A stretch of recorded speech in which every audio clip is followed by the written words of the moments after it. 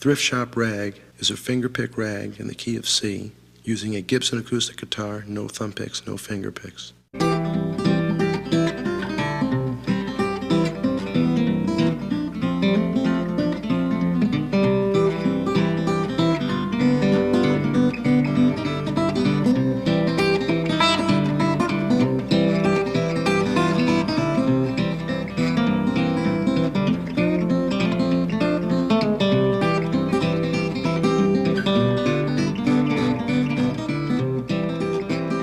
Hello, this is Dan McCloskey. Welcome to part one of the very last interview with Mike Bloomfield, which was recorded 2 days before he passed away from a drug overdose on February 15, 1981. Mike was just 37 years old at the time.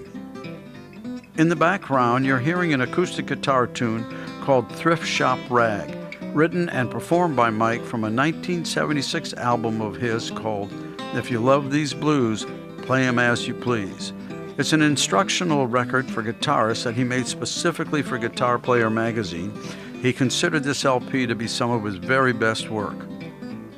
The interview you're about to hear was conducted by Tom Yates and Kate Hayes, who at the time were doing a series of radio shows on blues and rock guitarists. I really want to thank them for making this interview available to us. Along with the interview, I've added musical selections to illustrate what Mike was discussing. So here now is part one of that interview with Mike talking about his earliest influences.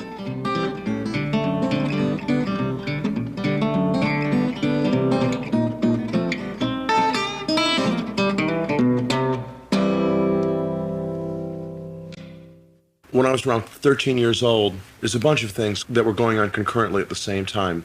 The roots of rockabilly were starting, and I was really buying a lot of rockabilly records at the time when I was 13 or 14 years old. Carl Perkins records and Jerry Lee Lewis records, and of course Elvis. At the same time, I was living in Chicago, which is a city that had at that time 5 to 7 blues radio shows that were on the air during the day and the night, about 4 during the day and 3 at night. And I had a little radio and I would listen to it. And I really couldn't tell the difference between rockabilly music that I was listening to and the blues music. I just know that it affected me in a way that I really liked. Also at the time, I was working in a pawn shop. My granddad was a pawnbroker and had been one for 40, 50 years, and guitars hung in the window. And I just put it together and realized that one thing that sort of tied all these things together, there seemed to be the guitar involved. When I would see Elvis pictures, he had a guitar. And when I would see posters in Chicago of the various blues singers that I would be hearing on the radio, I would see them with guitars, and I worked in a store with guitars. So one day I brought a guitar home with me, and that's how I started playing guitar. In terms of that early guitar, what were your influences? Anybody that particularly influenced you in those players? days? Yeah. The guys that played backup to the records that I listened to, but I didn't know who they were until later. I mean, I could tell you their names now, but I didn't know them then. It took me years to find out. Not that many years, but by the time I was 16, I knew. There would be Scotty Moore, who played behind Elvis.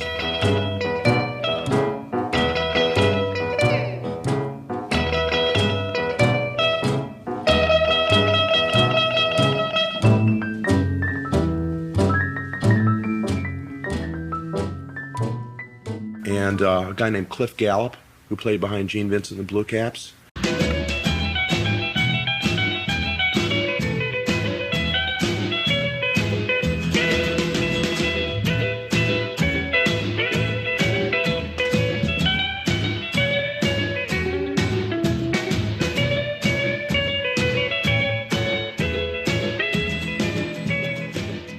And the guy who played on the Ricky Nelson Show, James Burton.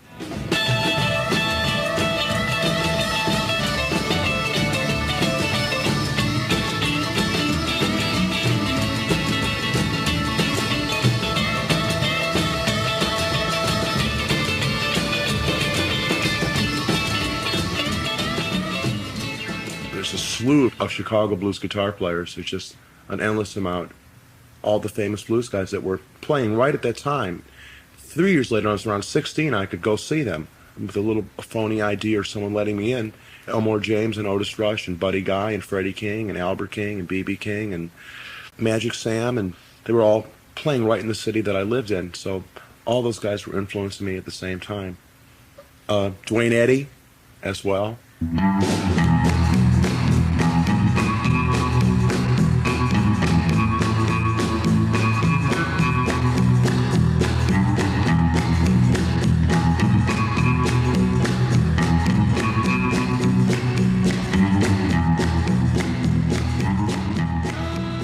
guys who made Guitar Boogie Shuffle, the Virtues. I've never known that guy's name, the guitar player, but I liked how he played.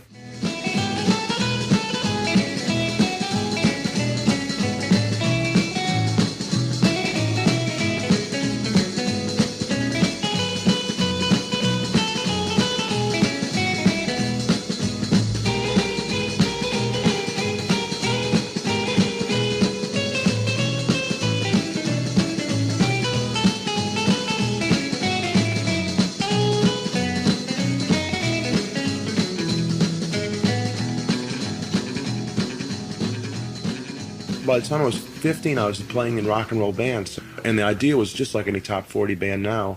Whatever the guitar lick was in the record, you try to learn. Of course, Chuck Berry. My God.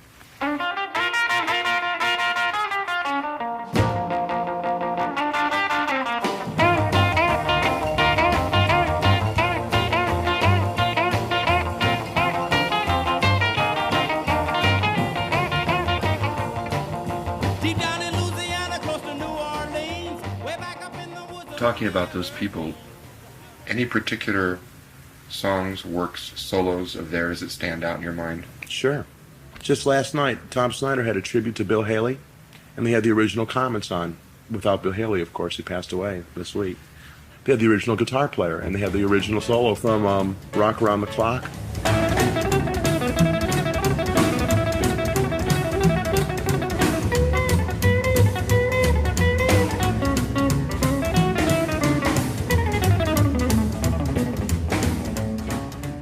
Honky Tonk, Mel Butler playing the guitar on the original Honky Tonk solo.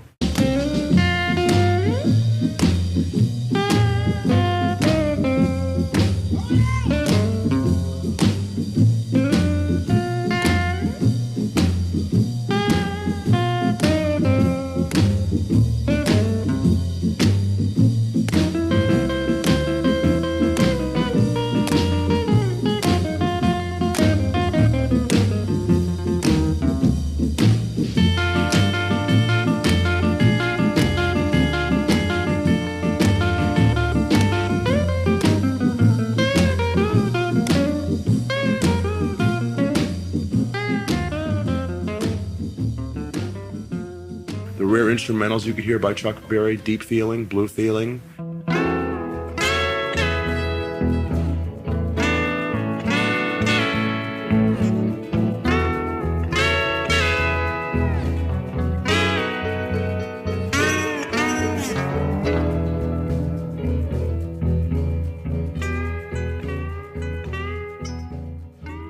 Gene Vincent's Blues Keep Away From Me, the solo in that.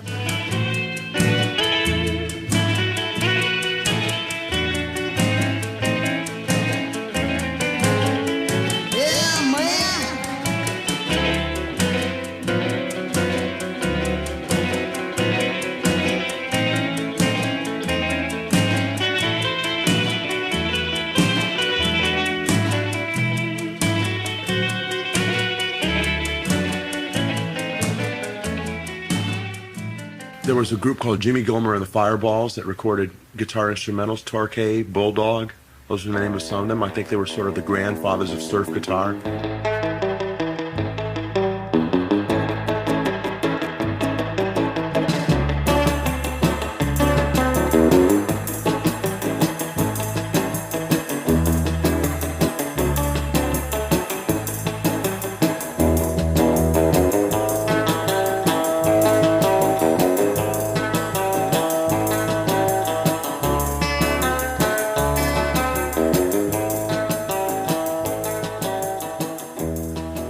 Things like Walk, Don't Run.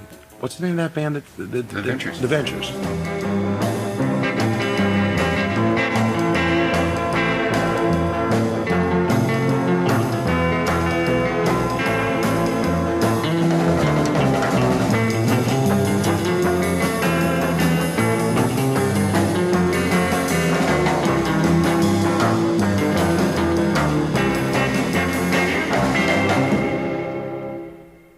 Mickey Baker was a guitar player who played on Love Is Strange, Mickey and Sylvia.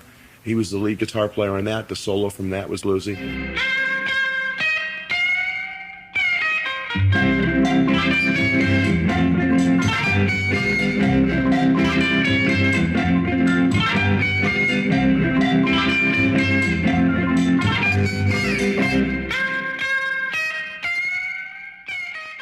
plus, geez, all the blues records I could hear. I got into the blues a little later than I got into rock and roll. So it was first all those rock and roll solos that influenced me. I remember I liked Bo Diddley records, even though there was no solo guitar, but his guitar was so strange sounding. I didn't know it was a guitar sometimes, so I liked it. I was strictly into lead, really. The concept of a guitar filling up the sound of a record. I would hear a Bo Diddley record and I would realize, I would analyze, I would say, what is on this record? Now, most rock and roll records, I'd say, well, there's a piano and a bass and a drum, maybe a guitar, maybe a saxophone. I listened to a Bo Diddley record and I'd hear maracas and a guitar and a drum, and yet it sounded full and fat. And I'm thinking, well, what could do that, you know? That intrigued me too, that one person's guitar could fill up an entire record and make it sound like a whole band.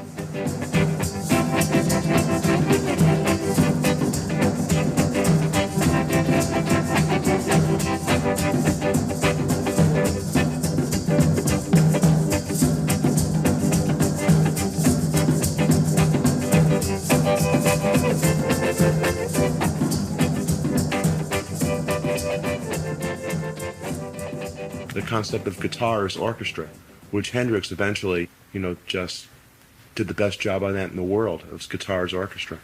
So that's the earliest sort of basic leads, solos, pull them right out that I listened to. I want to know if you taught yourself or if you had people show you. All right, I took lessons for 1 year, having nothing to do with what I wanted to learn, but did teach me chords. And that's about it. Just the chords and how they worked and how to play them in different keys. Everything else I learned by rote, by ear. I'd play the thing over and over again until I had it memorized. And that's how I learned. So I think that's how most young guitar players learn. I was just a product of the radio. All I wanted to do was imitate radio as fast as I could. And how I got a guitar teacher is my mom's hairdresser happened to teach guitar. And so for 1 year he taught me guitar. His name was Tony Tenaglio. He called himself Tony Carmen. Real nice guy. Robert Johnson. When we first came up with the concept of the show, I ran into my library and I grabbed 2 Robert Johnson albums and a Charlie Christian record and tried to find Django Reinhardt. And I said, no, this is probably where we'll start. And what's happened, because we've been talking to people who are all rock and blues based, Yeah. that Robert Johnson comes through like a bell. Yeah. From amazing people. You expect it from Clapton. I didn't expect it from Ted Nugent. No, I would. Okay, I'd like to hear about that. No, I mean, I would expect from Teddy. Or from Van Halen. Sure, of course. They know. Yeah. Ted must have come up through, well, he's a Detroiter. He must have come up through Clapton. If he had gotten the first John Mayall record with Clapton playing on it, the Blues Breakers record, he does Robert Johnson songs on it. It's on the liner notes.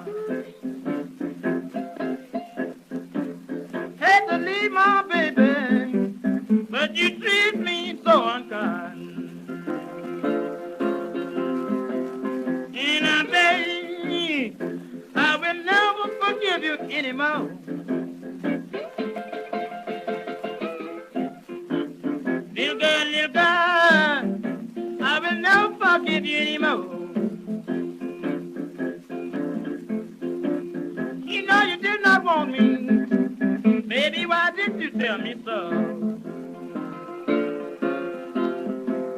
And I'm running down to the station, just that first me a train I see. And here coming now. I'm running down to the station, get down first me a train I see. I got the blues about me so-and-so, and the child got the blues about me. What was it about Robert Johnson that makes him I'll tell you vital? a bunch of things about him, all right? First, musically. Robert invented some of the guitar licks that are still used today. Like Earl Scruggs invented a style of banjo. He just out of nowhere. I mean, the guys that played before him just didn't sound like that. He was a banjo player. He out of, I don't know what, out of his mind, with no antecedents, discovered the style of banjo.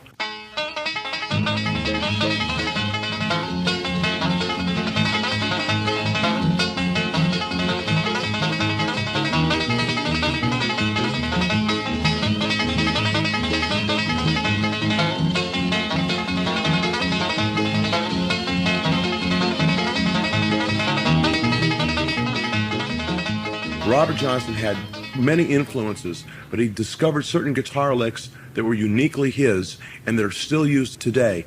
A sort of boogie bass guitar, da-da-da-da-da-da-da-da-da-da-da. That's his.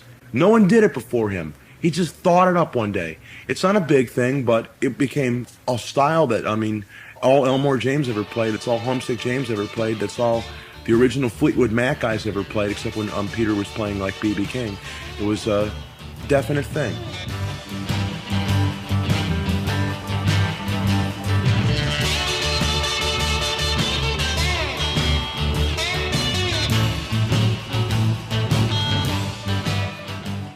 Now, Robert was the stuff that myths are made of. This was a guy who hung around all the blues singers who were making popular records at that time, as I did when I was his age, and couldn't play worth a damn. And he'd always try to sit in. He's always asked, could he play? And they'd say, sure, let him play. And he couldn't play. He would almost be retarded in his ability to play music, and so shy, so painfully shy all his life that he could barely get the request out to ask, could he sit in and play? And these musicians that were travelers, and they would leave the area where Robert lived, and they would go away. It came back a year later, and Robert again would ask to play. He still couldn't play. 2 years passed, and I've heard this from 4 bluesmen who knew Robert Johnson intimately in his younger days. 2 years passed, came back, and Robert could not only play, he could outplay them. He could outplay the guys that he could not imitate, even vaguely imitate, 2 years prior. As has been told to me, and this sounds so strange, but as a lot of Southern people believe this, it's been told to me as they say that Robert sold his soul to the devil. He went to a fork in the roads, a crossroads, and he put a guitar down there, and he made a deal with the devil. The devil would give him the ability to be good with women, good with gambling, good with the guitar. He could take him at a young age and let him burn in hell. And the devil said that was a good deal.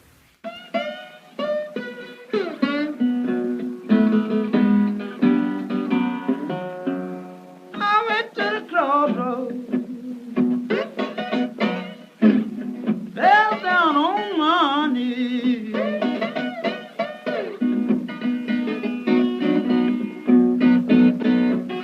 I went to the crossroads, fell down on my knees.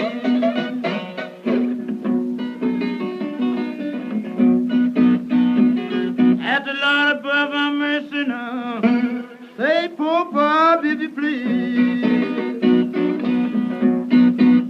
He stands at the crossroads, try to flag a ride.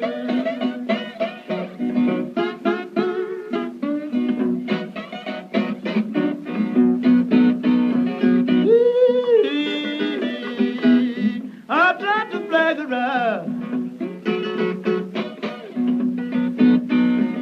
Did nobody seem to know me, babe?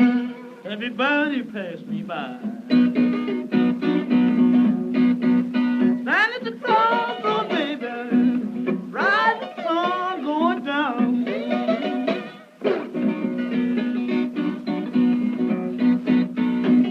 Stand at the crossroads, baby, rising, sun going down.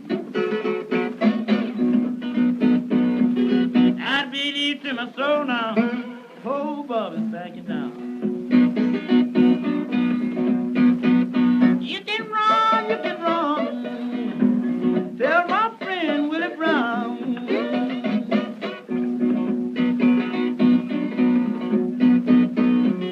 You can run, tell my friend Willie Brown. And I got the crossroad blues, my Lord, baby, I'm sinking down. And I went to the crossroad, mama, I looked east and west. I went to the crossroad, baby, I looked east and west. Lord, I didn't have no sweet woman, ooh, baby, in my district. If you ever listen to songs like Staggerly or any songs that are about that, it's usually a moral tale about the devil making a deal with someone for powers for his soul. And Robert made that deal, and all these guys that told me this, Johnny Shines, Sunnyland Slim, Muddy Waters, Elmore James, four men who distinctly told me the same tale of Robert selling the soul to the devil, though I think Muddy had heard it from someone because he was even younger than Robert Johnson. He learned from Robert when he was a young man. But Johnny was Shines, the absolute contemporary of Robert's, the same age, and they hung around together. So Robert got amazingly good, and he had a chance to make some records for Columbia Records, and they were just superb records. Some people say were the greatest country blues records of all, and I don't know if I really agree with that, but you can hear a young man with an amazing amount of young man's energy, the kind of thing that you would find in early Pete Townsend or early Elvis, any young man who's really burning up his energy. And you can hear this in Robert's records. It just leaps off you from the turntable. There's various discrepancies about what age he was, but everyone agrees he didn't live past 30. He recorded these 60-something sides, and he was killed. He was stabbed with an ice pick in the back in a quarrel over a lady.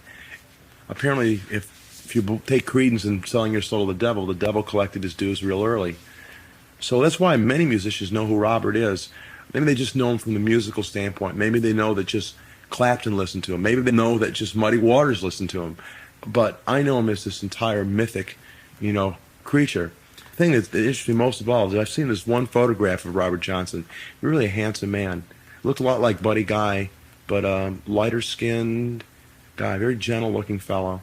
You know the story about how shy he was. He was in a recording studio and he couldn't face the engineers, and there was a Mexican band, Mexican musicians, and they came in and the engineer said they had never heard blues, and they had very seldom seen black performers play, and he said, would you let them watch you? And Robert finished the entire sessions facing the wall. He couldn't look at them or allow the engineer to watch him play. It was done in a hotel room. Put the mic in the corner, and he sat facing away from them. They could hear him, but he was too shy to let them see him play. And this very shyness that he had was just the opposite way he was when he was in front of a paying crowd in a honky-tonk or a nightclub or at a fish fry, and even less so around women. There's so many stories about him. If you look at the Columbia albums and a lot of the stuff you read, Yeah. you hear about poisoning was the way of death. I've heard poisoning and I've heard ice pick. I don't know which is true. Yeah. I've heard the same about Sonny Boy Williamson. He was killed in his doorway. I've heard that he passed out from poisoning. It might have been. I'm not really positive which one. I've heard several. But I know he's a young guy.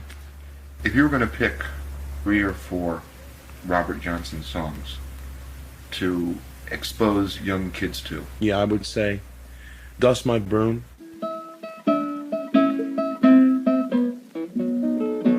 I'm gonna get up in the morning, I believe I'll dust my broom.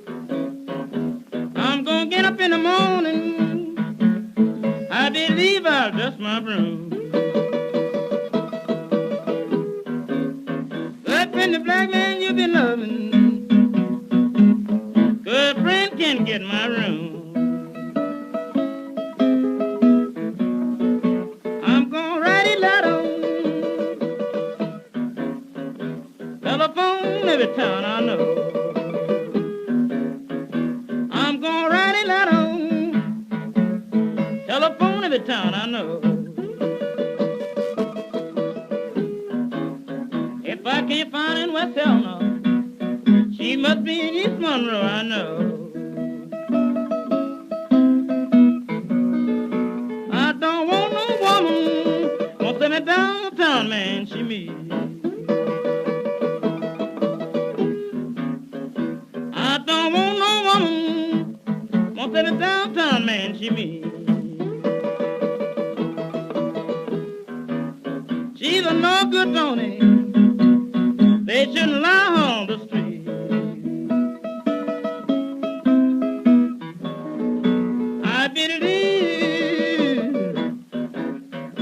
I believe I'll go back home.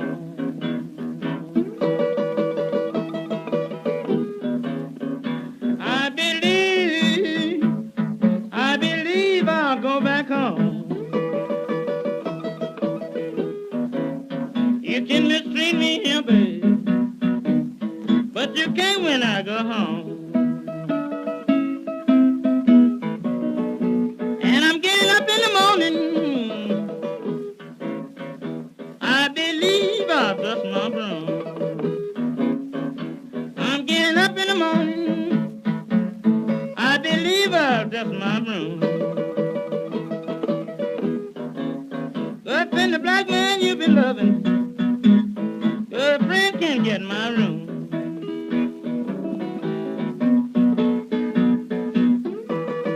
I'm gonna call up Johnny, she's my good girl over there. I'm gonna call up Johnny, she's my good girl over there. I can't find on Philippines Island, she must be in Ethiopia somewhere.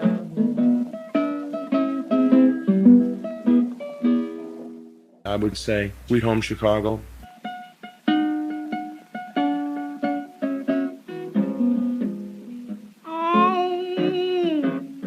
Baby, don't you want to go? Oh, baby, don't you want to go? Back to the land of California, to my sweet home, Chicago.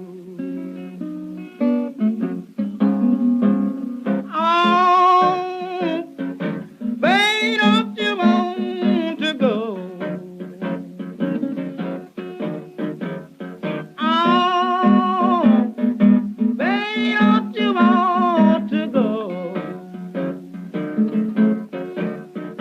Back to the land of California, to my sweet home, Chicago.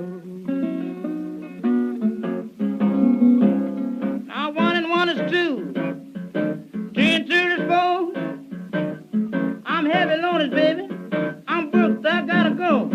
Crying, baby, honey, don't you want to go? Back to the land of California, to my sweet home, Chicago. Now 2 and 2 is 4. 4 and 2 is 6. You're gonna keep on mucking around your friend, boy, you're gonna get you. Been a song and a trick, but I'm crying, baby.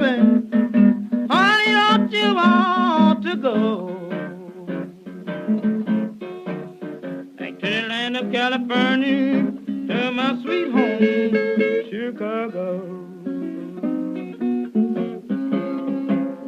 Now 6 and 2 is 8. 8 and 2 is 10. Friend, was you tricky one time? She sure gonna do it again, and I'm crying, hey, baby, don't you want to go? To the land of California, to my sweet home, Chicago. I'm going to California, from there to the Mount Highway. Somebody will tell me that you need my help someday, crying. Hey, hey, baby, don't you want to go? Back to the land of California, to my my sweet home, Chicago.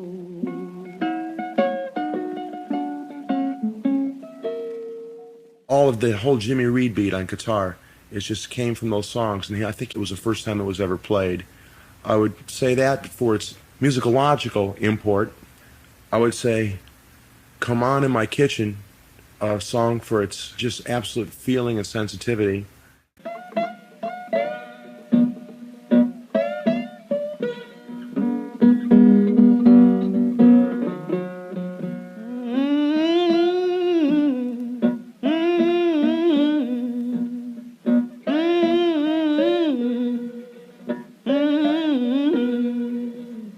You better come on in my kitchen. There's hard to be raining outdoors.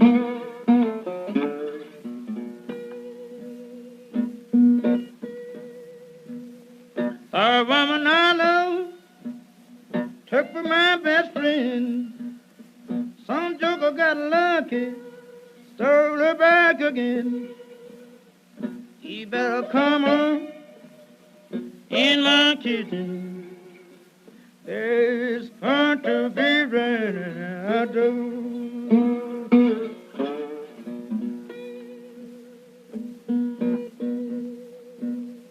While she's gone, I know she won't come back. I take the last nickel out of her nation, sir. You better come on in my kitchen. There's going to be raining outdoors. Hey, can't you hear that wind howl? Oh, can't you hear that wind howl? You better come on in my kitchen.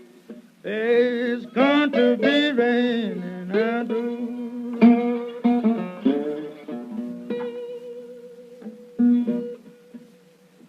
When a woman gets in trouble, everybody throws her down.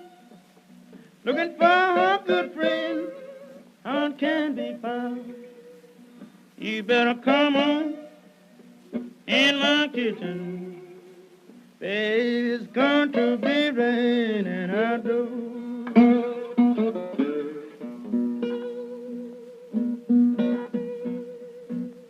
And the time's coming, it's gonna be slow. You can't make the winter, babe, just dry long so. You better come on in my kitchen, 'cause it's going to be raining outdoors.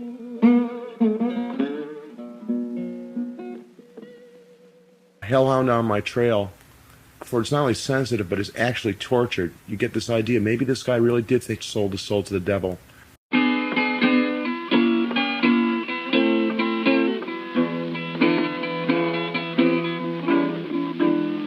I got to keep moving, I got to keep moving. Blood falling down like hail, blood falling down like hail.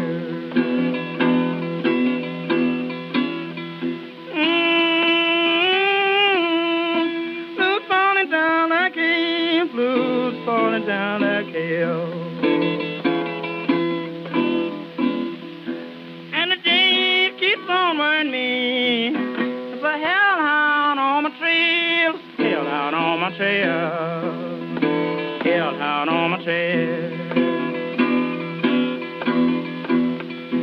It's the day was Christmas Eve, it's the day was Christmas Eve, and tomorrow was Christmas Day. It's the day was Christmas Eve, and tomorrow was Christmas Day. Oh, wouldn't we have a time, baby? Oh, I would need my little sweet rider just to pass the time away. To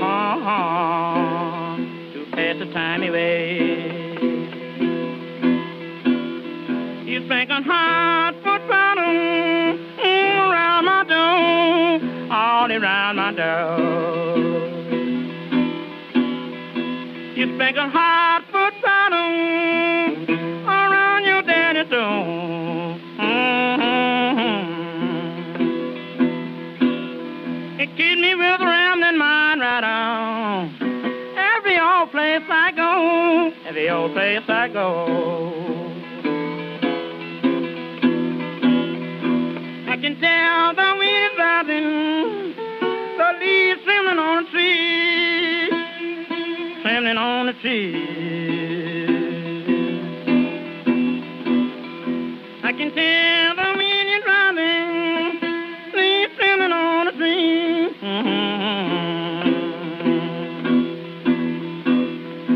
All I need, my little sweet woman, and to keep my company. My company. Well, you hear this in so many of his lyrics, this thought of it's someone's chasing after him, blue ghosts, devils, hellhounds, you know. And then a song called Me and the Devil Walking Side by Side. It's fierce.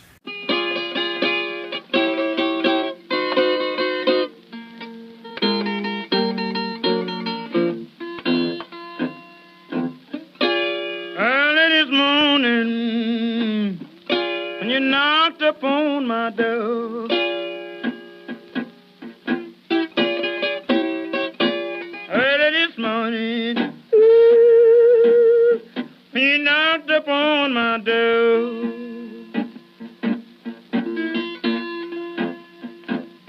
and I said, hello, Satan, I believe it's time to go.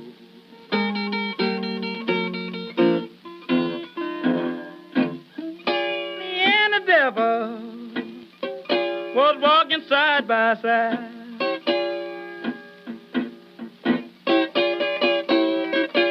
Me and the devil, ooh, was walking side by side.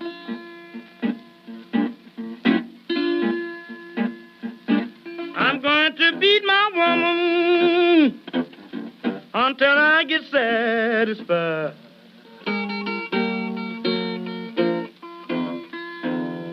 She said, you don't see why that I will dog her around. Now, baby, you know you ain't doing me right now. She said, you don't see why ooh, that I will dog her around. It must be that old evil spirit so deep down in the ground.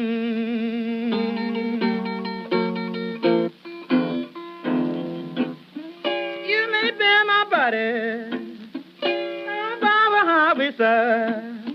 Baby, I don't care where you bear my body when I'm dead and gone. You may bear my body ooh, down by the highway side. So my old evil spirit can get a Greyhound bus and ride.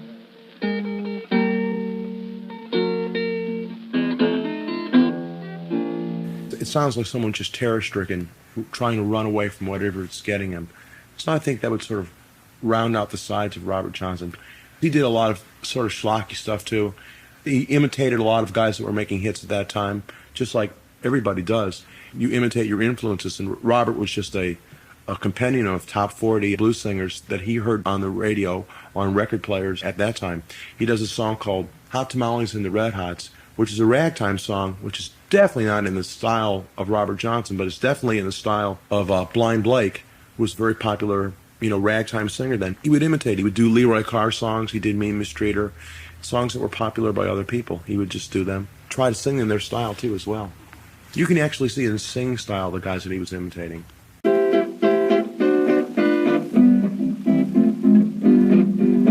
Hot tamales and the red hot, yeah, she got 'em for sale. Hot tamales and the red hot, yeah, she got 'em for sale. I got a good such long and tall, she sleeps in the kitchen with a piece in the hall. Hot tamales and the red hot, yeah, she got 'em for sale, I mean, yeah, she got 'em for sale, yeah. Hot tamales and the red hot, yeah, she got 'em for sale. Hot tamales and the red hot, yeah, she got 'em for sale. a nickel, got 4 foot dime. Won't say more, but they ain't none of mine. Hot tomatoes and the red hot. Yes, she got 'em a sale, I mean. Yes, she got 'em a sale, yes, yes. I was 22 before I knew who Robert Johnson was, because that's when I started really liking guitar. And then you find the record. My first thing was like, oh, some old guy recorded okay, singing songs. I heard other groups do. Oh, he wrote them. And then you get involved with the myth. That he You wasn't start. an old guy. Right. He was a young guy.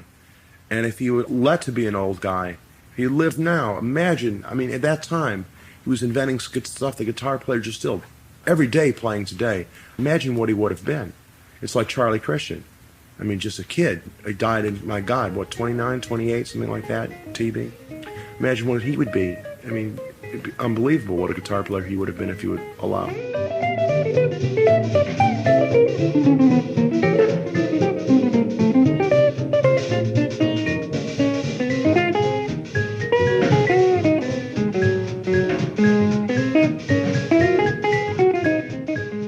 Same thing with Robert Johnson. If he would mature in the direction he was going in, he would have been the bluesman of bluesmen. Someone, I think it was Greil Marcus, said he really felt that Chuck Berry was the natural heir to Robert Johnson. I don't see that. I don't either. I see, if anything, Jimi Hendrix. They both went down real young. They both were incredibly prodigious, incredibly ahead of their time. People are still doing things that Hendrix just threw away. Not the detail stuff, but just stuff he just threw away. From what I can see, all of electric guitar music, except for certain sort of jazz, which I'm sure he could have played, but I really never heard him do, and synthesized it into one massive style. I would say more Hendrix. There's a thing I read, in fact, just recently. Great story about the first time you saw Hendrix. Well, the first time I saw Hendrix, I had seen him before and not paid any attention to him. I'd seen him play with Little Richard and the Isley Brothers and not paid any attention. First time I really noticed him, I was playing with the Butterfield Blues Band at a club called the Cafe A Go-Go in New York. And he was right across the street, very small place, I don't know the name of it. And he had a band called Jimmy James and the Blue Flames. And they were obviously just pickup musicians. They had gotten to just learn a few tunes so he could do what he wanted to play. And I was considered the hot guitar player on the street at that time.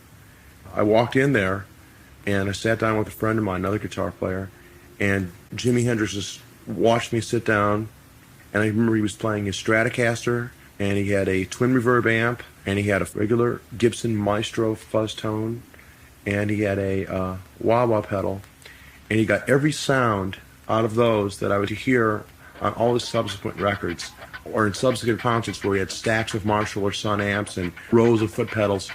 He was getting them there. Bombs exploded. Airplanes took off. Buildings collapsed. It was a holocaust, plus, endless amount of incredible playing. He just did it with a little half-assed grin on his face. I was sitting in the front row, and I was just blown away. It's like there was just no contest. He played about an hour set. The first 40 minutes was just making these unbelievable sounds and noises. Then he started playing music. And for a while, I said, well, he can make all these sounds, but okay, can he really play? The next day I heard him play, he could play better than he could make sounds. And then he incorporated them both together. And you could see that the sounds and the playing was all the same thing.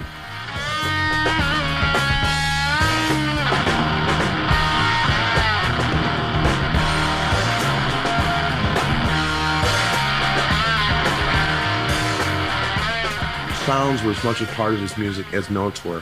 And if you could take a note and put so much oomph to it that it was part sound and part note, so the note was just an explosion of a note, a screech or whatever, well, this was the man's style. Right then I said, this is it. Every chance I heard, I would study. It was the first guitar player that I'd really started studying in a long, long time. Not to learn how to play like him, but I said, he is obviously doing something so different than anyone else has ever considered doing. In so many ways, I could see here was someone, because I was always a very straight-ahead guitar player. I'd plug into an amp, and I didn't use any devices or anything. And I could see here was somebody using electricity to enhance his music in a way so that he could meld sound with notes in a way that would make the whole thing a stronger, more vivid musical experience. And especially because he just had a trio, and he had to fill up all that sound himself. All that space, all that area, empty oral space, he had to fill it up himself. If you ever watch Hendrix play, you couldn't figure out what he was doing. I mean, he had very huge hands. He was sort of a small man with enormous hands. He had very unorthodox finger positions. Even watching a Jimi Hendrix movie, I've seen it slowly stop, freeze frame to try to figure out what he's doing. I just couldn't understand how he would get all the sounds he would get. I want to dwell on Michael Bloomfield for a while. You were the fastest gun in the West. You were the hot guitar player, absolutely, deservedly so. I don't mind saying that. Yeah, thank you. But no, it's true. Yeah, I think it was. But except for the underground guys that you know, like the mystery guitar players. Did you know who Jerry McGee is? No. Oh, he was hot. He was hotter than me. He plays with Christopherson now. Have you ever heard Billy Swan's I Can Help? He's playing guitar on that.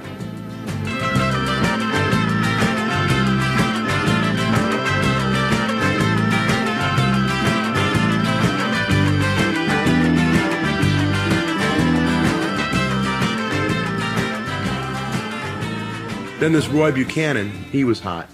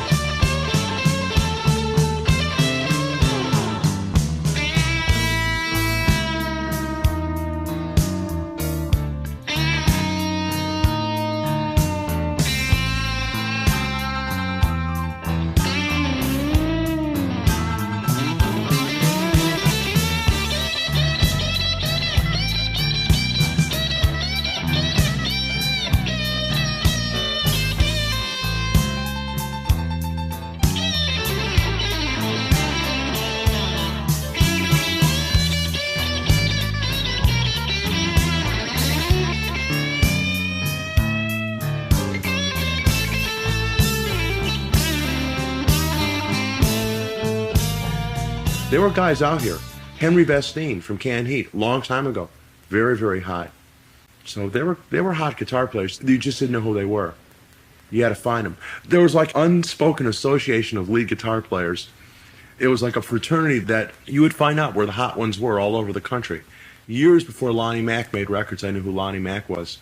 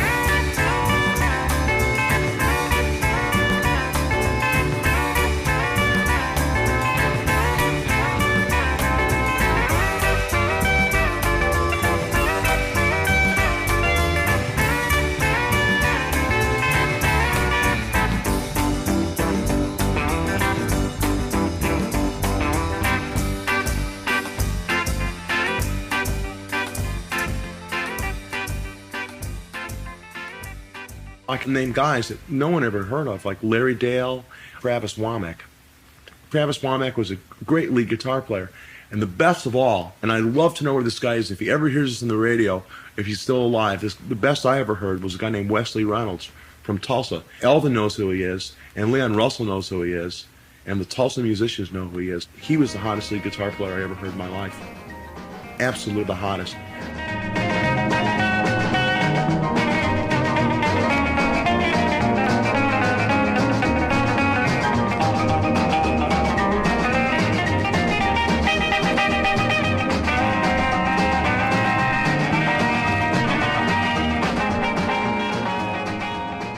Not as hot as Hendrix for when I was learning lead. There were guys out here. I mean, where was Jerry Miller from Moby Grape before he was with Moby Grape? He obviously just didn't come to that band playing as hot as he played, and he was extremely hot guitar player. Then there was Glenn Campbell, who played on so many records, who was just a monster guitar player. But for the most part, what you would hear as just a lay listener, the West Coast didn't have a lot of good guitar players. And if you're talking about the psychedelic movement, whatever good guitar players, there might have been as folk players when they picked up electric music, they didn't know what they were doing for a long time. You just didn't have that many good guitar players. Well, one of the comments that I stick with is that when the Butterfield Band came west, I think that really honestly, you guys, much more than Steve Miller, you brought professional guitar playing to San Francisco. More than professional guitar playing, we had been studied in years in the concept of professional, a whole idea of a professional set, professional band, starting a set with a medley of songs, a whole professional set with beginnings and endings and breaks and hooks and all that sort of stuff too, plus professional guitar playing and harmonica playing, because we were taught by masters. We were just lucky enough to be in a city where there were the master players, even lucky enough to see them at their best, see them with the best bands they ever had. I've heard that from many people, that when we came to town, it brought a note of professional lead. But then I had been playing professional rock and roll lead for about 9 years then. So I should have been professional by then.